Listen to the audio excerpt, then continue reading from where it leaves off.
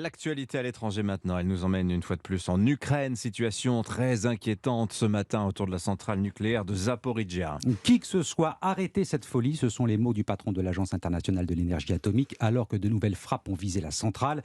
Une mission d'inspection pour évaluer les dégâts est en cours. Moscou et Kiev s'accusent mutuellement d'être à l'origine de ces bombardements.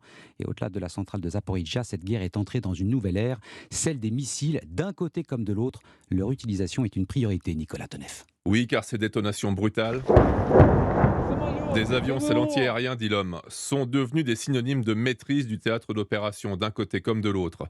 Si la Russie lance des vagues de missiles sur ses cibles, c'est qu'il s'agit de saturer les systèmes de défense, en gros en lancer suffisamment pour qu'un bon nombre arrive au but.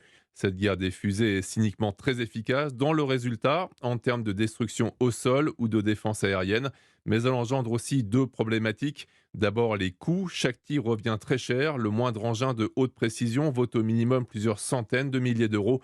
Une salve russe de 100 missiles, c'est au minimum 50 millions d'euros volatilisés.